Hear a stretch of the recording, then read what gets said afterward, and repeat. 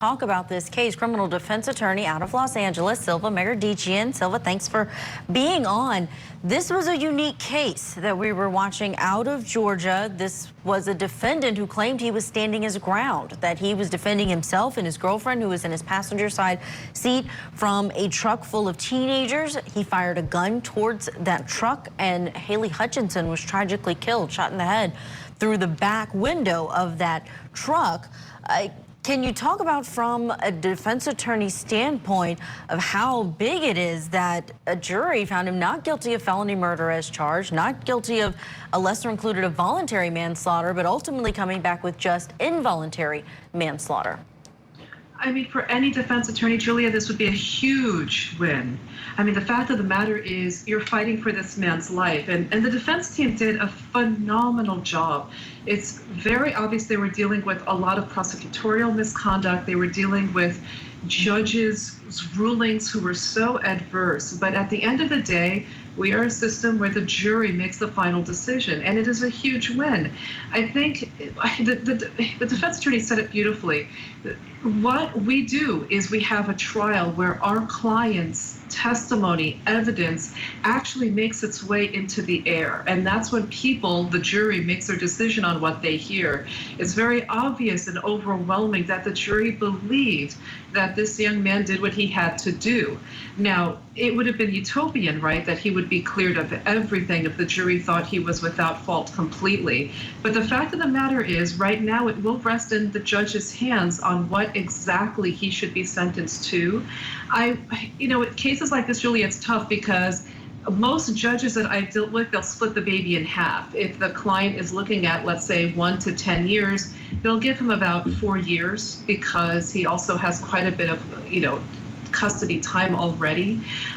So I'm curious what the judge will do. I do have a feeling he'll give him some time. I don't think he'll get away with just probation, but it all depends on how the judge felt, how emotional the testimony came out, and the sympathy that he might have for this client. That literally this defendant has been through a lot already. He's already served his time, and let him start rebuilding his life. Right, 600 days, around 600 days that he has served already behind bars. And to your point about this jury, them feeling that there was a wrong done in Georgia, it's an unlawful act that caused the death of a person without the intention for that to come about. So we're not even talking about really recklessness. It's just that there was an unlawful act that was being committed in the firing of that weapon towards that moving car. The defense attorney that we spoke with said that they are going to be hoping that this judge transforms this charge into an involuntary manslaughter misdemeanor and not a felony. How does that work? Do judges have that discretion to convert a charge that way? They can, if they feel that justice can be served by just lowering it. We call it here in California 17B, essentially, where you take a conviction and the judge has the authority to lower it to a misdemeanor. I'm curious. This trial has gone through so many ebbs and flows and so many negative defense motions that were denied. So I'm really, my gut tells me the judge is not going to reduce it. I feel like the served probationary offer from the judge. But again, Julia, this is a win. Let's not forget that. I mean, when you beat a life count with a very low level felony where you can have probation or time served and have your client go home to dinner with their family and dog, that's a huge win. It takes a lot of guts for a judge to actually lower a count. We say, I mean, when I have a judge that does that, I give them so much props because they're dealing with so much backlash sometimes. It takes a lot of guts. If this is a gutsy judge, they'll lower it. If not, he won't. It's a case we're going to continue to follow. Again, that's sentencing happening on September 20th in Statesboro, Georgia. Don't go anywhere. Coming up, we may not have cameras in the courtroom, but we do have the latest in the Kristen Smart murder trial in California. And later, Sandy Hook shooting survivors share messages of hope to the surviving students of the Uvalde school massacre. That's next.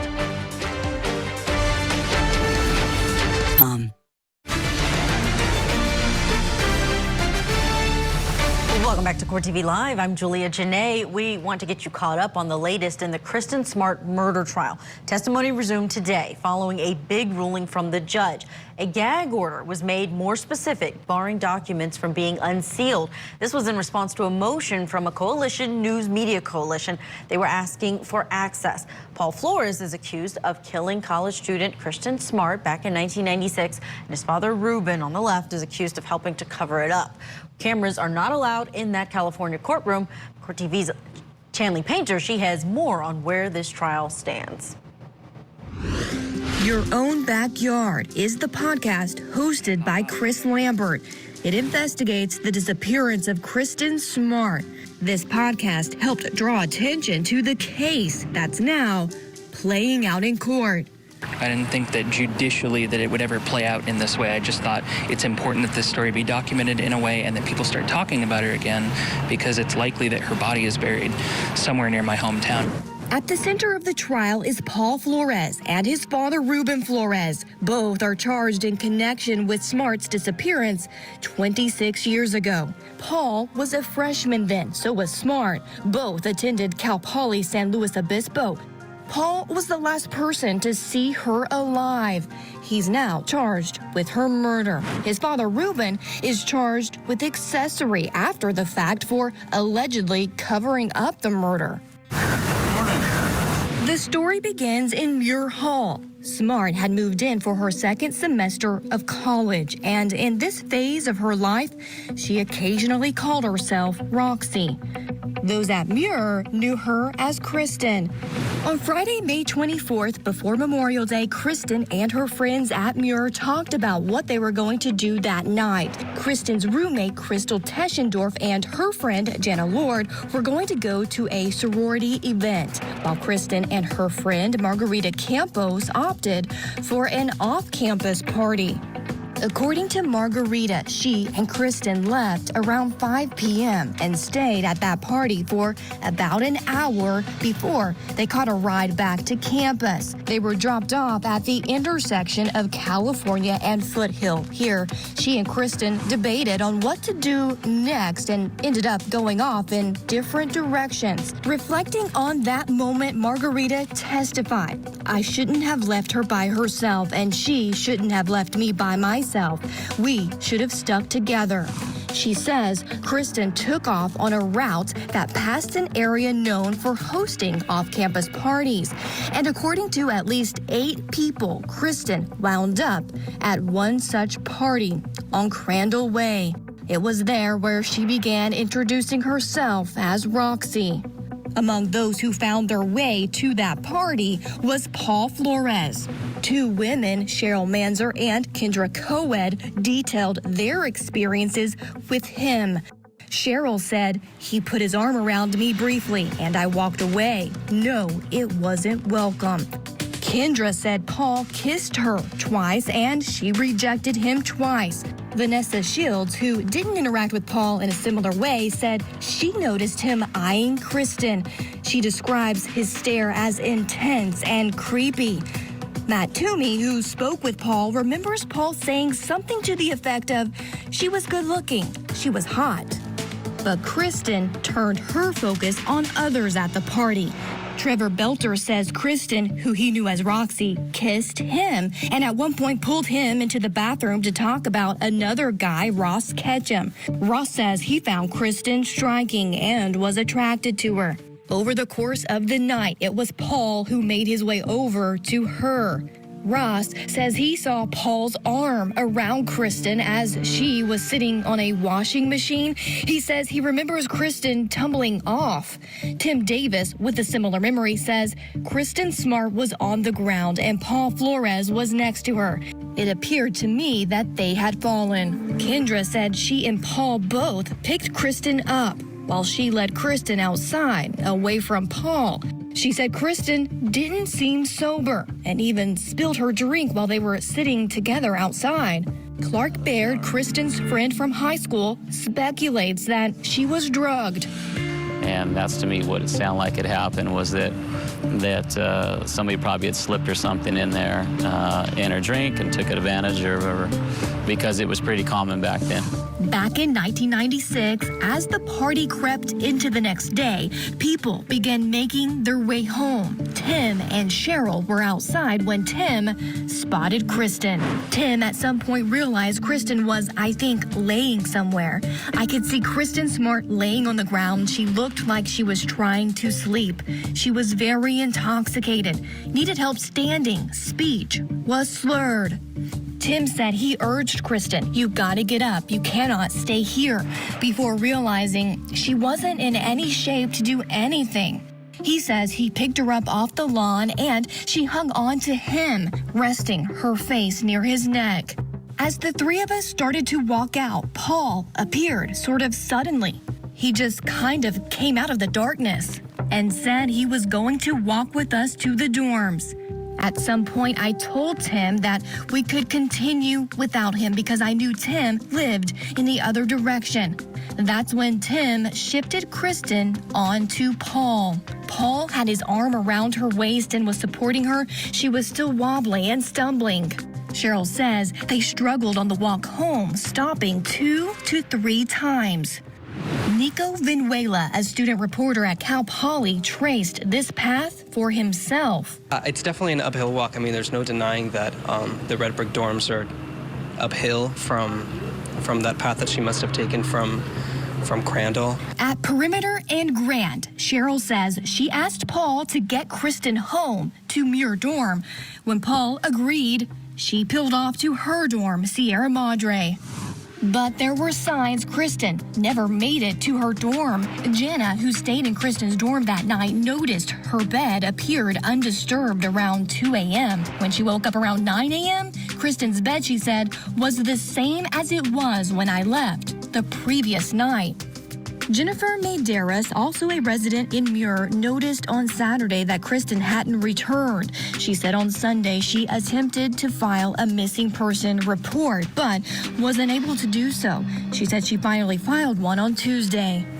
The Kristen Smart murder trial continued today with testimonies from former Cal Poly students who interacted with Kristen at the party she was at. Richard Gearhart, an anchor at KSBY, first started reporting on the case when Kristen went missing in 1996.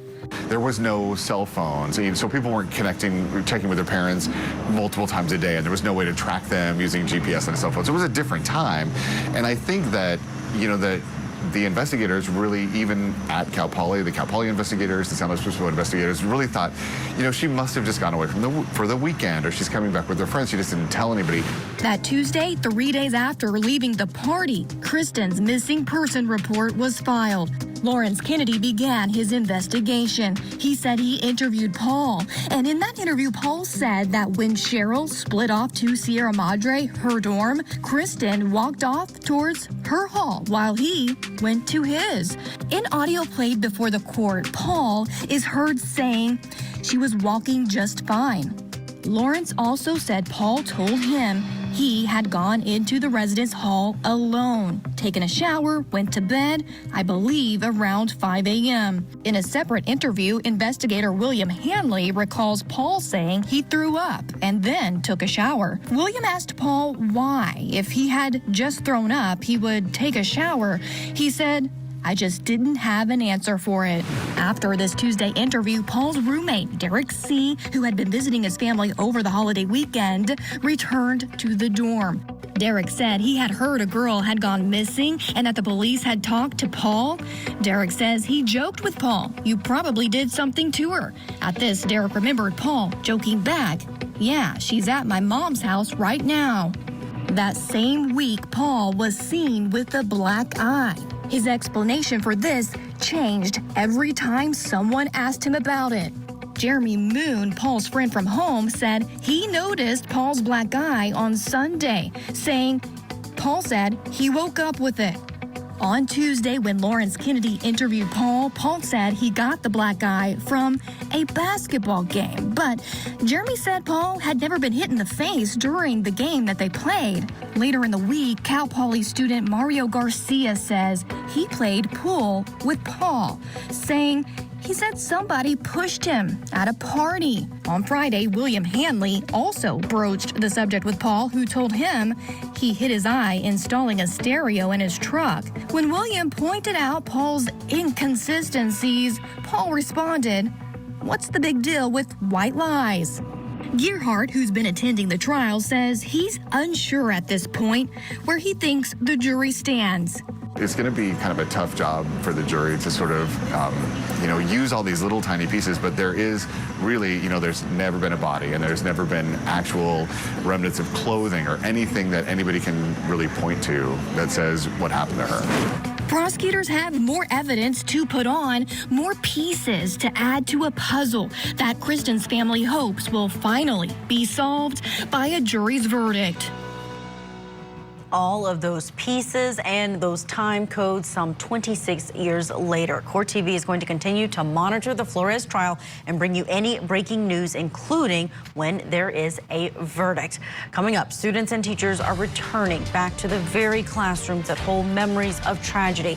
Survivors of Sandy Hook's school shooting, they share some advice to the children of the Uvalde school shooting. That's next. 446. Unit 19, you have a child on the line. Hey, what was that? It's going to be room 12. I will need you to... Salvador Ramos.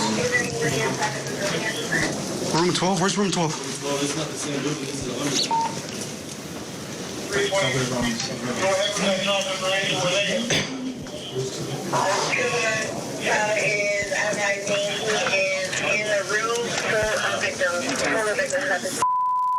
Full of victims. Child called 911 says the room is full of victims. What? The room is full of victims.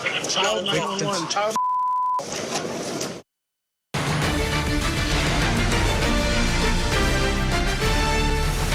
May 24th, 2022, a day of tragedy and heartbreak for the Uvalde, Texas community. That's what we were showing you just there. 21 students and teachers were brutally gunned down at Robb Elementary School. Officers responding to this scene took about an hour to enter the classrooms in which they were being attacked. And now, for the first time since the shooting, students and teachers are returning back to school. This tragic event is all too familiar to the children who have survived another tragedy, the Sandy Hook shooting back in 2012. And today, those survivors have a unifying message for the students of Robb Elementary as they return back to the same school where it all happened.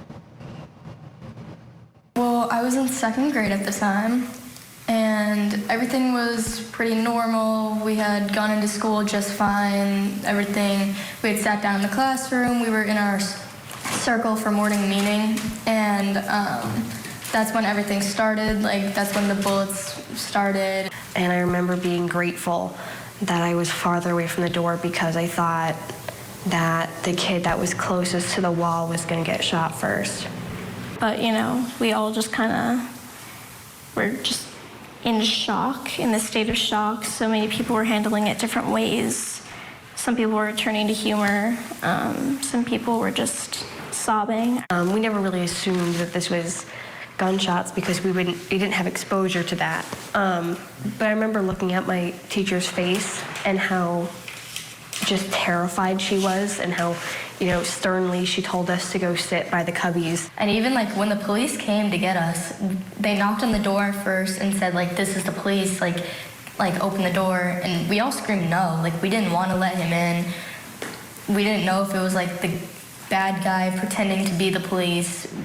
We just didn't want to take that chance. And so every single kid in my class screamed no. And it was so heartbreaking to hear a bunch of little kids screaming no. But thank God we opened the door and it was actually the police. I remember feeling so guilty. And I think that's a big part of when you come out of a tragedy where people have unfortunately passed away is that, you live with survivor's guilt and wondering how you made it out and they didn't. Living with that survivor's guilt is just so hard. And even now, times where my depression will get really bad and I'm having these episodes and moments and it's what if this was wasted on me? Why did they not get to live and I got to live and now I'm wasting it because I'm going through like these horrible things and I'm dealing with this, and it's like I don't even like want to be here sometimes, and it's like I'm wasting that because they could have had this amazing life and they could have not taken this for granted and just survived to do so many better things than I'm doing. And it's like I feel like it's not fair. When I think about Sandy Hook, immediately I think of that day, but you know, I don't want to think of that day. I want to think of my childhood and the 4 years I spent with these amazing educators and building connections and, you know, like building myself. It's been 9 years since Sandy Hook. We had 9 years for this to not happen again, and yet it did. And now these kids are going to have to go through the same exact thing, and that's just like heartbreaking. I just think that it's so important for these school districts, after stuff like this happens at a school, they need to make sure that they are doing everything they possibly can, you know, taking any donations they get and putting it toward making sure that students have mental health support. The biggest piece of advice I can say is find comfort in, you know, your loved ones, especially classmates, you know, because they have that shared trauma. Don't bottle things up, you know, talk to your family, your friends, because it's so important to talk this stuff through and know that their feelings are validated. It's like to not feel shame about where you are in your healing process. Don't compare yourself to others. Don't feel invalid because someone may have it worse. You know, I think that just not feeling ashamed, not feeling like what you went through wasn't valid, that's a huge part of coming to terms with what happened. And, you know, just be kind to yourself. Heartbreaking all around. Let's bring back in criminal defense attorney Silva Megerditchian to talk about this. Silva, next week we begin again the trial in the Parkland school massacre. I've been there on the ground for that, and when I'm hearing these students talk, I'm thinking about the students in Uvalde, but also the ones in Parkland who are likely dealing with this survivor guilt. We have these students in Uvalde going back to same school but different building, different place, so that they don't have to return to the same scene. In Parkland, they completely closed down the building where the tragedy happened, and students went back to different locations on the campus. What can we do to support students, kids who have to return to school after something like this? You know, Julia, your reporting also has been spot on and incredible. You know, there's something these girls said that it was so unbelievably mature, and it was therapy and therapeutic intervention. And so when it comes to survivor's guilt, it's so important to talk with people who understand how to guide them through that. Their lives matter, even though so many lives were lost. And I think the biggest issue, and it's not just for children, but anybody that's been through torment, is just making sure that we have in this country, because there's no excuse not to, mental health professionals that can be there, so that if a child has a breakdown, their first inclination is not to inflict harm on others, but it's to talk through their pain and get through it and have the tools to get through it. And these little girls, they did an amazing, immaculate job at explaining how important it is to not keep it bottled in. Because I explain it to my young clients. It's like a Coke bottle. If you shake it and you never release that tension, it's going to explode. And these little girls said it best, and they're not even that little, but they said it just like a therapist would. Let it out, talk to people. We are here for you, your family's there for you. And the schools have to have mental health within their buildings. Because I think, Julia, the key also is if there is another child that wants to take a gun to school, if there is a mental health therapist that can see this and prevent it, holy moly, it's worth every dollar that the state spends to have that support within the walls of that school. We need to change the thought process and have mental health people in schools. It's so important, especially in a situation like this. The look on their faces reminds me of what we are seeing when those survivors take the stand in the Parkland trial as well. Silva Megerditchian, thank you so much. You've been great to talk to and for being on. Hope to see you again soon. My time here at the desk is over. Michael Ayala is going to take it from here. Michael, what's ahead? All right, we're going to take a look, of course, at the 3 things that we've learned today from all the cases we're covering here on Court TV and some of the cases coming up soon, including one starting tomorrow. So keep it right here on your front row seat to justice. Apply now. Liza has touched the hearts of many people, and it shows. It was hurting to see she out doing what she loved to do. And you took it upon yourself to smash this lady. I just can't fathom my head around why someone would do a person like that. He should have never been able to get back out. He's getting three meals in a cot. Why keep him in jail? This day coming.